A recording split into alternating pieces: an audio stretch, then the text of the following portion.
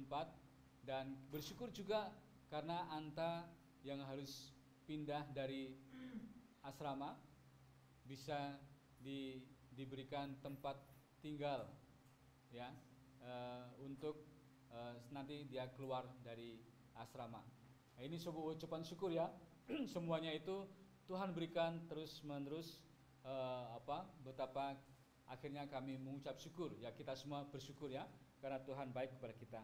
Hari ini kita akan belajar tentang kebenaran, dan tema kita hari ini adalah hidup benar sebagai bukti mengasihi Tuhan. Kita akan membaca bersama-sama, walaupun situ tertulis dalam 4-11, kita akan baca bersama-sama Yohanes 1 ayat 1 sampai 11. 2 Yohanes 1 ayat 1 sampai 11. Mari teman-teman kita semua berdiri.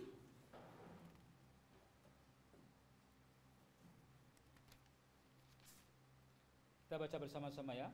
1, 2, 3. Dari penatua kepada ibu yang terpilih dan anak-anaknya yang benar-benar aku kasihi.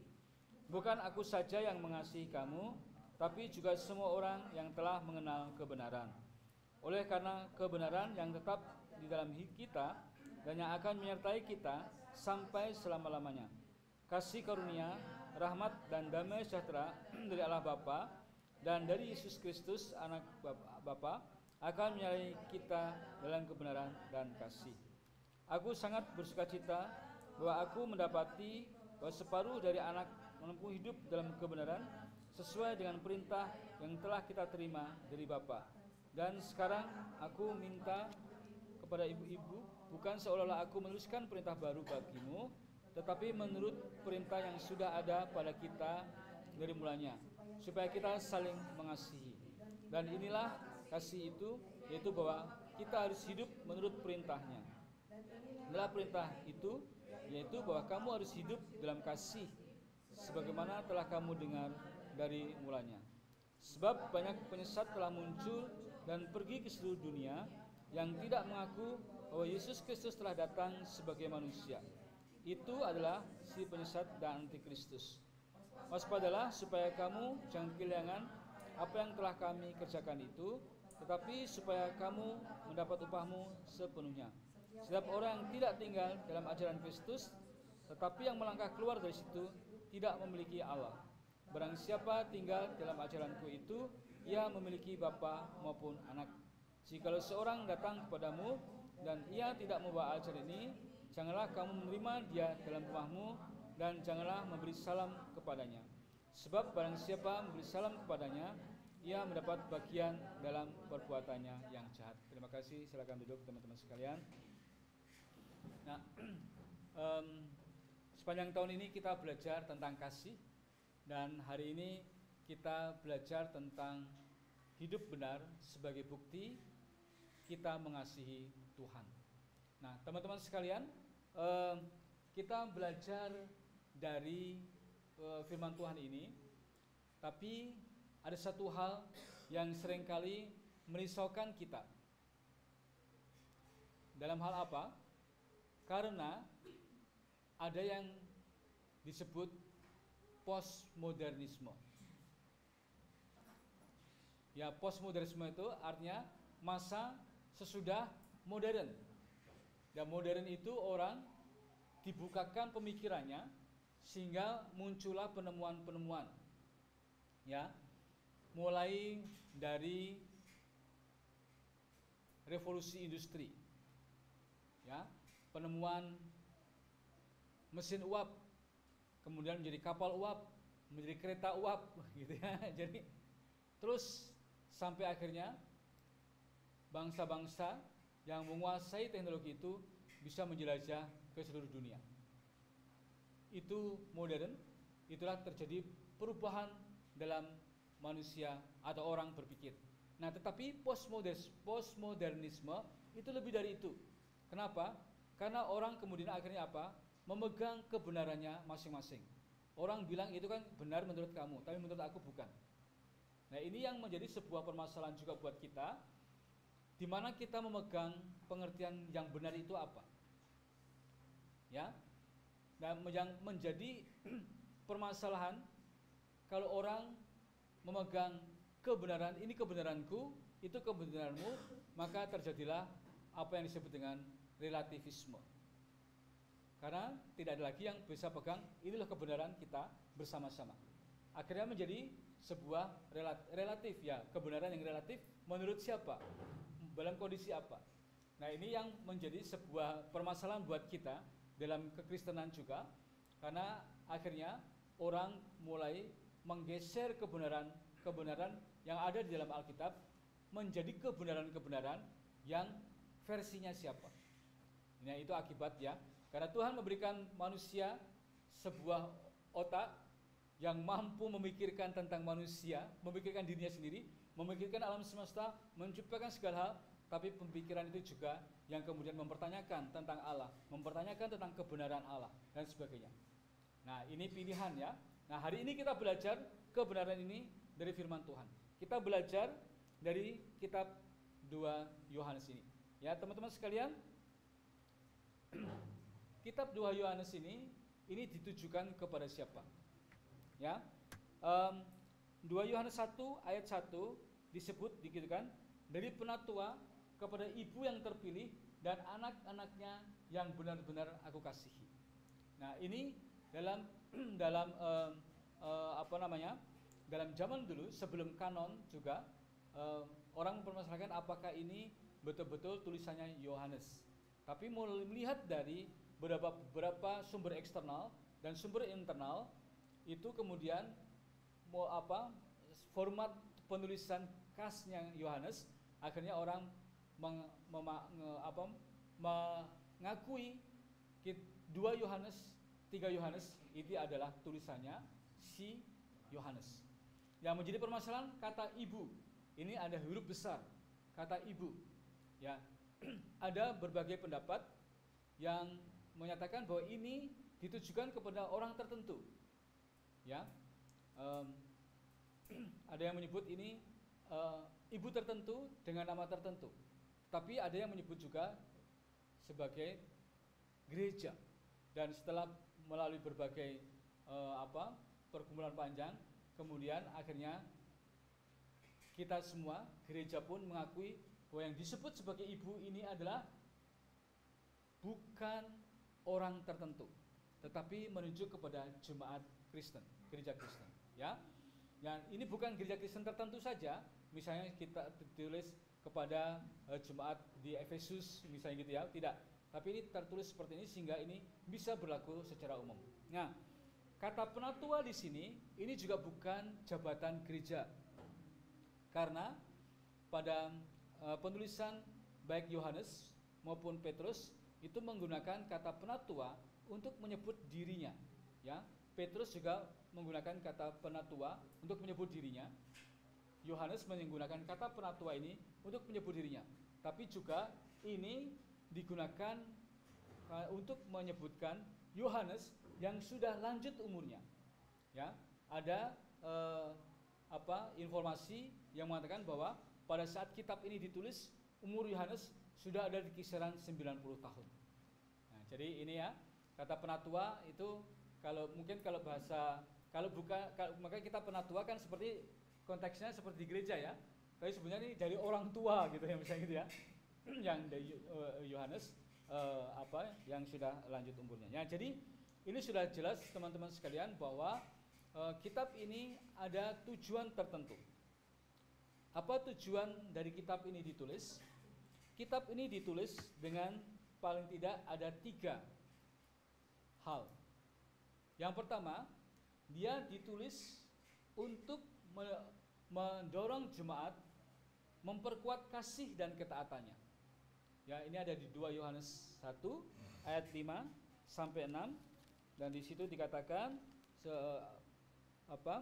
ini bukan perintah yang baru, yaitu supaya kita saling mengasihi, gitu, ya. Dan kasih itu di ayat 6, dan inilah kasih itu, yaitu bahwa kita harus hidup menurut perintahnya. Jadi ini mendorong jemaat untuk terus memperkuat kasihnya dan ketaatan, ya, melakukan kasih itu sebagai ketaatan kepada perintah Tuhan. Yang kedua, tujuan dari penulisan ini adalah untuk menguatkan jemaat, untuk menasih jemaat supaya apa? Melawan dan menolak ajaran yang sesat. Di ayat 7 di situ tertulis, sebab penyesat telah muncul dan pergi ke seluruh dunia. Nah, penyesat ini ada. Penyesat ini tentang apa? Di situ tentang Kristus yang bukan datang sebagai manusia. Itu yang kedua ya. Dan tujuan penulisan yang ketiga adalah menegaskan kebenaran tentang Kristus. Ya. 2 Yohanes 1 ayat 1 ya di situ. Jadi mengenai kebenaran itu. Ya. Nah, inilah teman-teman sekalian, kalau kita melihat ada, walaupun singkat ya kitab 2 Yohanes ini, tetapi ada tujuan yang tidak singkat, bukan yang pendek ya, bukan cuma 1 2 tapi 3 ini minimal seperti itu. Nah, teman-teman sekalian, tadi saya sampaikan kami bersuka cita ketika Amiko diterima masuk ke perguruan tinggi negeri. Kami bersuka cita ketika Arlan diterima bekerja. Kami bersuka cita ketika Anta dapat tempat ya untuk tinggal di sana di Denpasar. Tapi kitab ini mengatakan, aku sangat bersuka cita. Apa sih yang sebetulnya membuat kita bersuka cita? Ada orang yang biasa bersuka cita dapat hadiah gitu ya. Ada orang yang bersuka cita dapat gaji. Ada orang bersuka cita tembakannya dijawab positif gitu ya.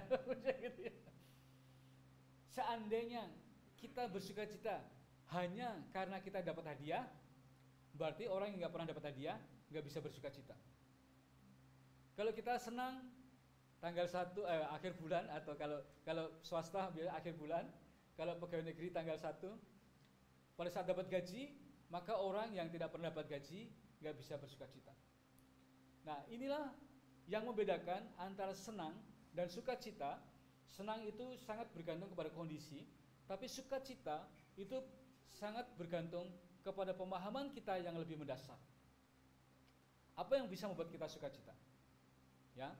Dan ini yang membuat kita belajar apa? Yang pertama di ayat yang keempat tadi, bahwa separuh dari anakmu hidup dalam kebenaran. Tapi ini sebenarnya bukan separuh, bukan dalam arti jumlah sebetulnya ya, karena di penduduk aslinya tidak tertulis separuh, tapi ada lah ya sebagian dari anak-anakmu.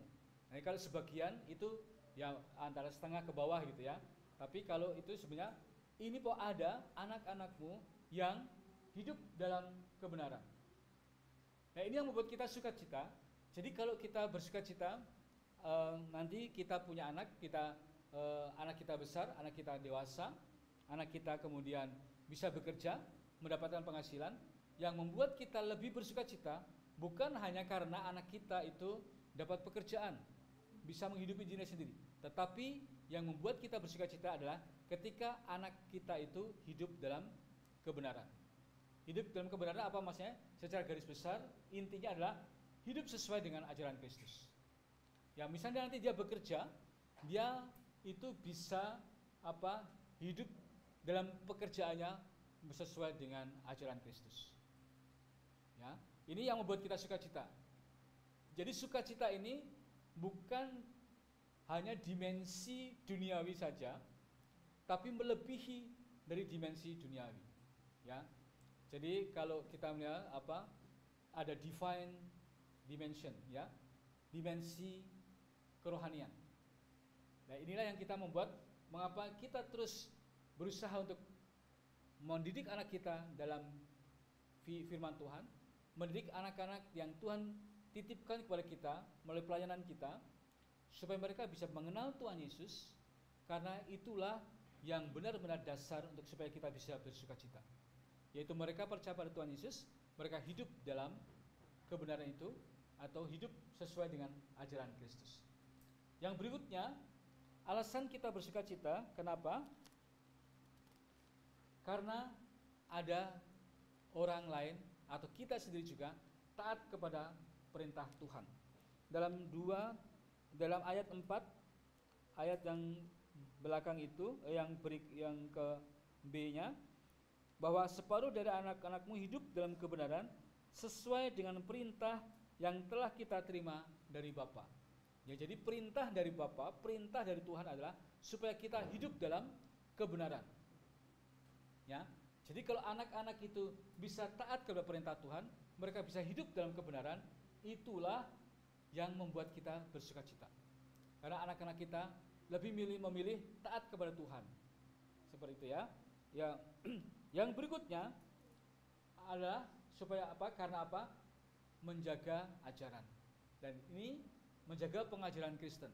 Tadi di ayat 7 tertulis begitu banyak penyesat-penyesat. Sekarang pun ada ya yang menyesatkan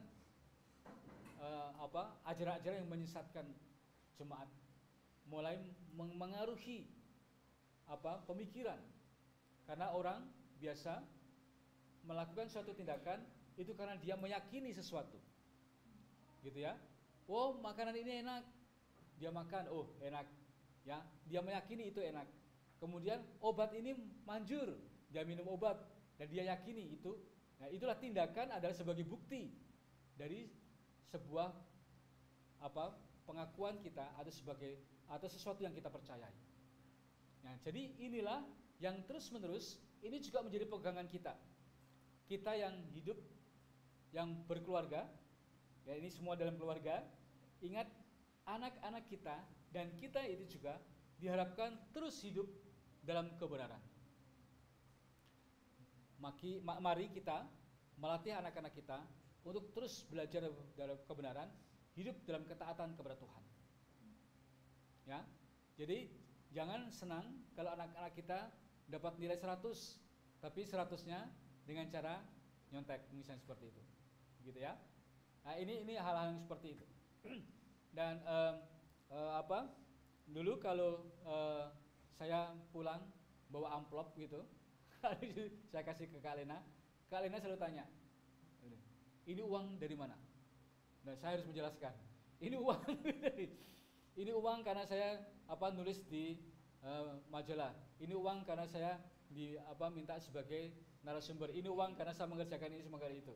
Jadi selalu ditanya, ini uang dari mana? Ya, jadi bukan cuma sekedar dapat uang gitu ya. Dapat uang pasti senang ya.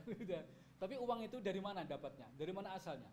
Bagaimana cara mendapatkannya? Ini terus-menerus itu yang dikerjakan di dalam kehidupan. Kami belajar juga seperti itu.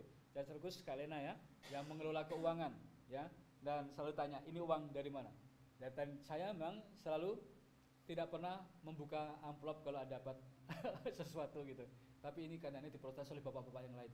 Pak Sudi kayak gitu, jangan dong, gitu ya. Karena di tempat lain itu ada bapak-bapak yang bilang uang laki-laki, uang perempuan katanya gitu. Jadi kalau yang gaji itu uang perempuan, dikelola oleh perempuan. Tapi kalau yang tapi dapat yang itu uang laki-laki, dipakai buat laki-laki gitu. Tapi kalau kita enggak, ya itu semua satu ya, kadang sudah uangnya sudah sedikit gitu.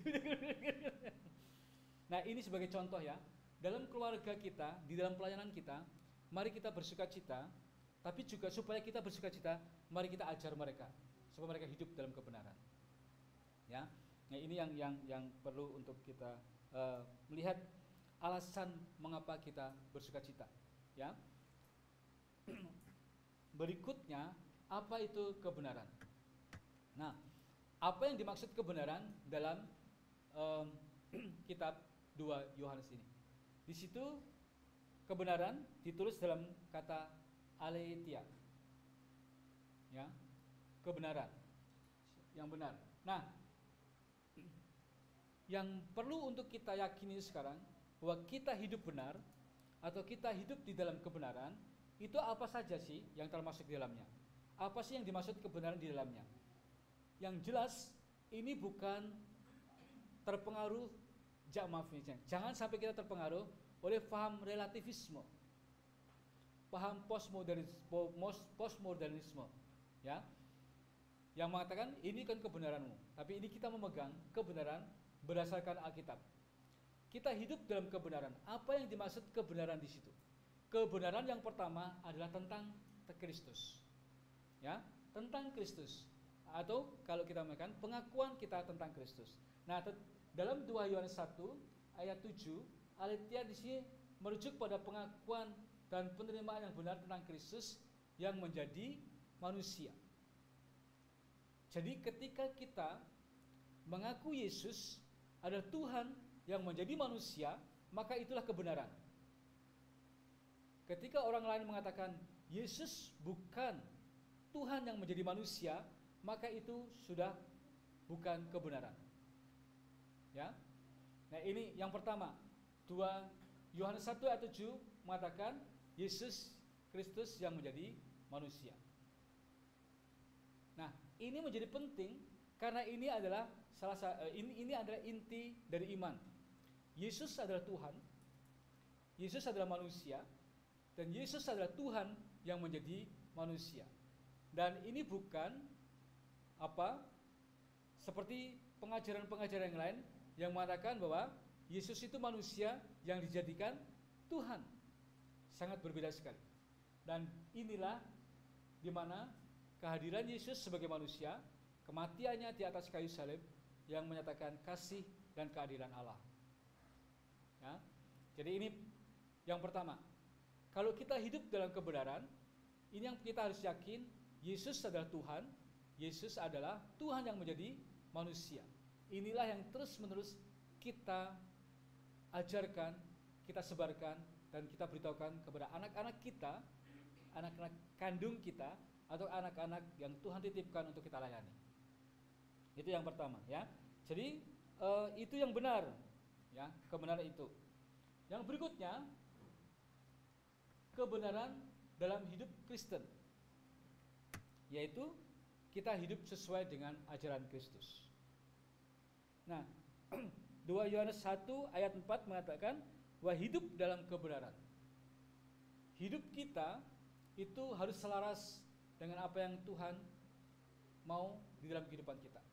Hidup kita harus selaras dengan pengajaran firman Tuhan dalam kehidupan kita. Ya. Jadi kalau kita memiliki pemikiran benar hanya di gereja saja, bukan di tempat lain, maka itu bukan hal yang benar seperti apa yang Tuhan mau. Kebenaran dalam Alkitab adalah yang kita pegang, kita lakukan dalam kehidupan kita sehari-hari. Ya. Jadi teman-teman, ini maksudnya apa? Maksudnya bukan kita hanya pegang ajaran Kristus, ajaran Kristen itu benar, tetapi ajaran itu harus mewujud di dalam kehidupan kita sehari-hari. Itulah yang disebut hidup dalam kebenaran. Kita meyakini ini benar, tapi kita meyakini keyakinan itu harus mewujud dalam kehidupan kita. Artinya apa? Dimanapun kita berada, kebenaran Kristus itu mewarnai kita. Di sekolah, di pekerjaan, ya, di pelayanan, relasi kita dengan orang lain, dan sebagainya. Itulah yang mendasari kita. Itulah hidup dalam kebenaran. Hidup apa? Hidup melaksanakan atau hidup menerapkan perintah Tuhan, ajaran-ajaran Tuhan dalam kehidupan kita. Ya, dan ini yang kemudian menunjukkan siapa kita. Ya, kepada teman-teman saya di kantor, saya sering sharing kalau kita sebagai orang Kristen tidak ada bedanya dengan orang lain. Cara kita sama curangnya dengan mereka, cara kita sama buruknya dengan mereka, maka tidak ada artinya kita berada di situ. Ya, jadi ingat sekali lagi, kebenaran, hidup dalam kebenaran artinya apa? Hidup menerapkan ajaran Tuhan, hidup menerapkan perintah Tuhan. Itu yang kedua. Yang ketiga, kebenaran itu apa? Kebenaran ini adalah ketaatan kepada perintah Tuhan. Ya, di 1 Yohanes 5, tadi ayat 5 sampai 6. Ini bukan ini ya, bukan maksudnya ayat 5 sampai 6. Saya katakan apa? Untuk melakukan bukan perintah baru, tapi untuk mengasihi. Itulah perintah, ya. Nah, kebenaran itu adalah ketika kita bisa taat kepada Tuhan, melebihi ketaatan kita kepada apapun, gitu ya. Nah, teman-teman sekalian, ketaatan ini harus manifestasi dalam hidup kita, dan ini esensinya apa? Esensinya adalah kasih. Nah, kalau kita dalam keluarga, kasih itu terwujud dalam apa? Ketika kita taat kepada orang tua. Itulah masih tertulis dalam 10 perintah Tuhan, ya. Kasihilah orang tuamu, gitu kan, ya. Taatilah orang tuamu. Hormatilah orang tuamu. Nah, menghormati ini adalah bentuk kasih. Menghormati adalah ketika kita taat ada perintah kepada perintah orang tua. Nah, ini sebagai salah satu contoh, gitu ya. Ketaatan kepada perintah Tuhan itu adalah bukti kasih. Ketika ada orang, ayo kamu jangan begini, ya. Misalnya dikasih suatu perintah, ayo kamu tidur, ayo kamu belajar, kamu jangan seperti ini, kamu jangan seperti itu, ya. Misalnya itu perintah. Ketika kita melakukan perintah itu artinya apa? Artinya kita menghormati orang itu yang memberi perintah, menghormati otoritas orang itu yang memberi perintah, ya. Misalnya kalau kita dikasih perintah, yo, Mauda, janganlah bersandar di situ, nanti jatuh, misalnya gitu, ya. Dan Mauda tidak melakukannya, artinya apa? Mauda tidak menghormati saya yang memberikan perintah itu, misalnya seperti itu, ya. Jadi ketika kita hanya memikirkan tentang diri sendiri, apa? Kita memikirkan maksudnya apa yang kita saja dan tidak menghormati orang itu, kita mengatakan kita lebih tinggi otoritasnya daripada orang yang memberikan perintah itu. Ketika kita melanggar aturan, kita berpikir bahwa saya memiliki otoritas yang lebih tinggi daripada orang yang mengeluarkan aturan itu. Jadi pengertian taat kepada perintah Tuhan ini berentetan dengan ketaatan kepada semua aturan yang mengikat kita di mana kita berada di dalamnya, gitu ya. Jadi ketika kita berada di keluarga, ketaatan kepada Tuhan itu mewujud kepada ketaatan kita kepada orang tua. Ketika kita di sekolah, ketaatan kita kepada Tuhan itu mewujud kepada ketaatan kita kepada guru dan semua aturan yang ada di sekolah. Misalnya sekolah mewajibkan kita hadir jam 7.30 misalnya gitu. Lalu kita bilang, menurut saya jam 7.30 itu masih terlalu pagi, Bu. Sebaiknya jam 9. Jadi saya datang jam 9. Kira-kira bisa terjadi nggak seperti itu? Bisa saja kalau kita mau melakukan seperti itu, tapi ada konsekuensinya. Konsekuensi dari apa? Konsekuensi dari kita tidak menghormati otoritas yang ada di situ. Ya, begitu juga nanti bekerja. Bekerja masuk jam berapa? 7.30. Masih terlalu pagi itu, saya biasa bangun jam 8, jadi saya datangnya jam 9 aja. Ya boleh aja. Hari itu juga langsung dipecat gitu misalnya gitu. Jadi pengertian taat kepada Tuhan itu ya kita melakukan perintah Tuhan, tetapi itu juga mewujud di dalam kehidupan kita, di mana kita berada di situ, di mana ada otoritas yang di atas kita yang mengeluarkan peraturan. Ya, jadi kalau kita tidak taat kepada aturan itu, artinya apa? Kita merasa kita memiliki otoritas yang lebih tinggi daripada orang itu, atau aturan itu daripada orang yang atau lembaga atau apapun juga yang mengeluarkan aturan itu. Ya, oke. Yang berikutnya, mengapa melakukan kebenaran itu dianggap sebagai atau bisa dikatakan kita mengasihi Tuhan. Ini tadi melakukan kebenaran itu ada perintah Tuhan. Ketika kita melakukan perintah itu, artinya kita taat kepada Tuhan. Itulah bukti kita mengasihi Tuhan yang memberikan perintah. Artinya apa? Kita secara sukarela memundukkan diri kita kepada otoritas itu. Kita tidak menganggap bahwa diri kita lebih tinggi daripada orang, otoritasnya daripada orang yang melakukan perintah itu. Gitu ya. Jadi kita melakukan kebenaran karena itu adalah perintah Tuhan. Ketika kita melakukan itu artinya kita taat kepada yang memberi perintah. Jadi ketika kita taat kepada yang memberi perintah, itu artinya itulah bukti kita mengasihi orang itu. Bukti kita menghormati orang itu. Apa? Kita secara sukarela mendukung diri kita kepada otoritas yang ada di atas kita itu. Ya. Nah, jadi kasih itu mendorong ketaatan. Ketika kita mengasihi orang itu, kita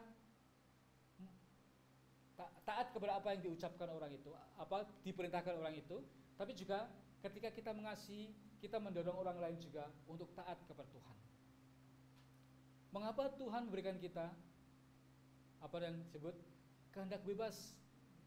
Karena Tuhan mau menciptakan kita bukan menjadi robot,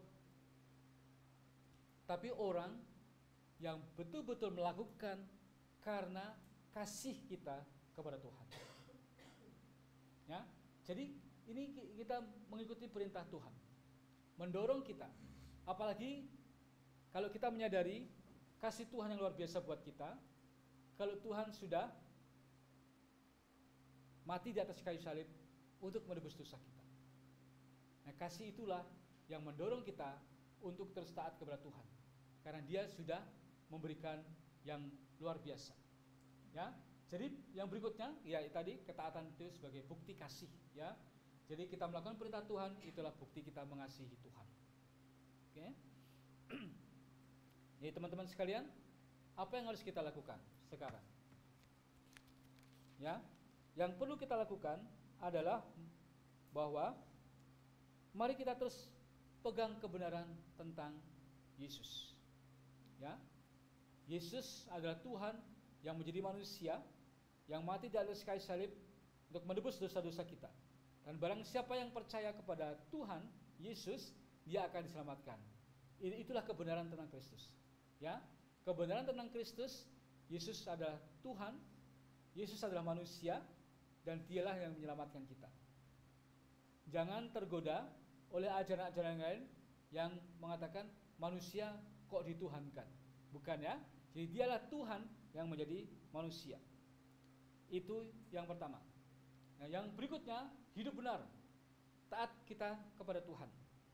Taat melakukan perintah Tuhan yang ditulis dalam Alkitab. Tapi sekali lagi, ketaatan kepada Tuhan harus diwujudkan ke dalam ketaatan kepada setiap otoritas yang ada di mana kita ada di situ. Taat kepada siapa? Kepada Tuhan, mewujud kepada ketaatan kita kepada negara ini, kepada bangsa ini. Ketaatan kita kepada orang tua kita. Ketaatan kita kepada pemimpin kita. Ya. Nah, inilah yang harus mewujud seperti itu. Ya, sekali lagi, kenapa? Karena seringkali kita tidak melihat Tuhan. Ya. Ketaatan kepada Tuhan mewujud kepada hal-hal yang real dalam kehidupan sehari-hari. Ya, sekali lagi kita nanti Abang Adan besok akan mulai masuk ke dunia kerja. Ingat, hati-hati dengan semua ini. Ada aturan-aturan yang harus kita taati. Oke? Yang berikutnya, memegang integritas. Teman-teman, apa itu integritas? Rick Warren mengatakan kata integrity itu dari kata integer. Kalau kita tahu integer, bilangan bulat. Ya, integer, bilangan bulat. Yang kalau matematik itu ada bilang integer gitu ya. Bilangan bulat artinya apa? Kita tidak bulat hanya karena di gereja, tapi bulat itu juga ketika kita berada dalam tempat lain. Ya, bukan berarti bulat nanti menjadi lonjong, bukan seperti itu. Jadi apa maksudnya? Maksudnya adalah kebenaran yang kita pegang di gereja itu juga kebenaran itu juga yang kita pegang ketika kita berada dimanapun juga. sikap kita di gereja, di dunia rohani, sikap itu juga yang kita pegang di dunia kerja. Sikap itu juga yang kita pegang di dalam kehidupan kita sehari. Jangan nanti terjadi dikotomi, pemisahan rohani sendiri, jasmani sendiri, seolah-olah nggak ada kaitannya. Padahal hidup kita tidak terpisahkan dari situ, ya.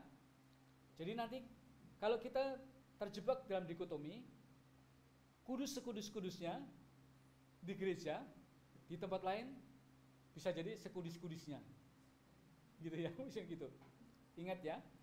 Jadi ingat integer, bilangan bulat, bulat di gereja, bulat juga di sekolah, bulat juga di tempat kerja, bulat juga dalam kehidupan kita berkeluarga, bulat juga dimanapun kita berada. Sikap kita tidak berbeda ketika kita berada di dalam dunia rohani dengan ketika kita berada di dalam kehidupan sehari-hari. Nah, salah satu integritas adalah apa? Teman-teman sekalian, waktu saya bekerja masih junior gitu, biasanya ada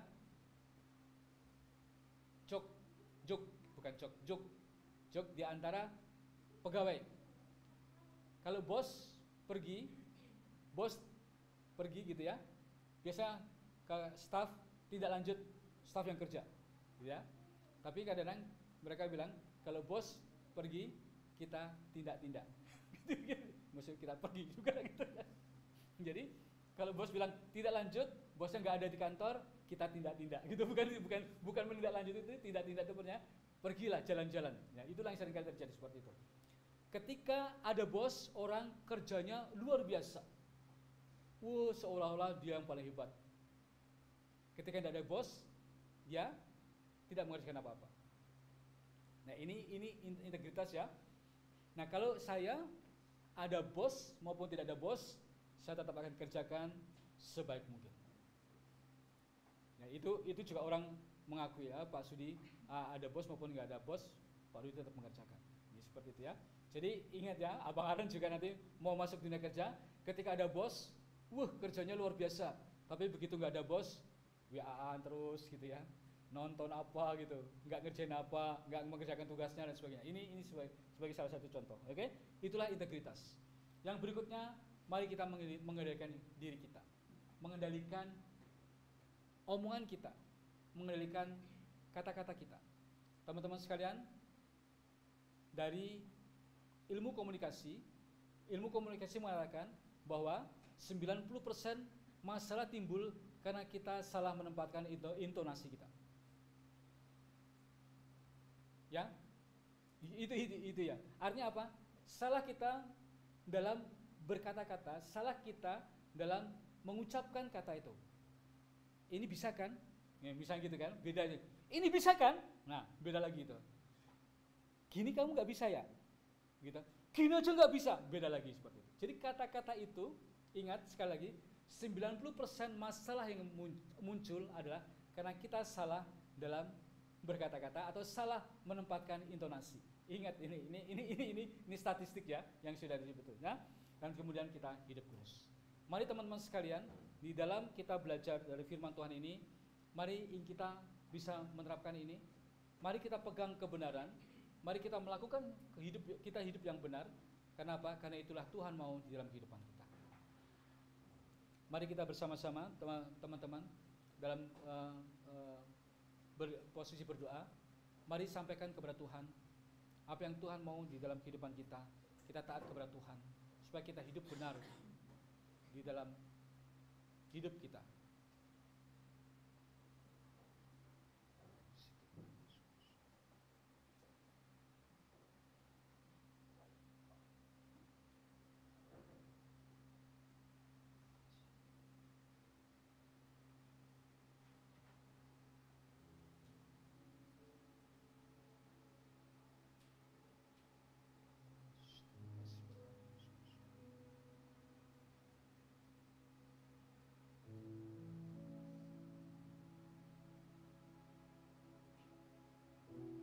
Mari kita mau berjanji dalam hidup kita masing-masing.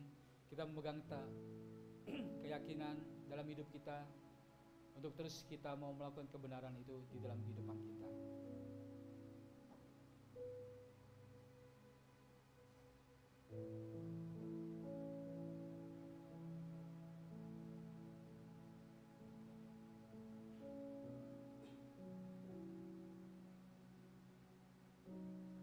Tuhan, kami bersyukur ya Bapa.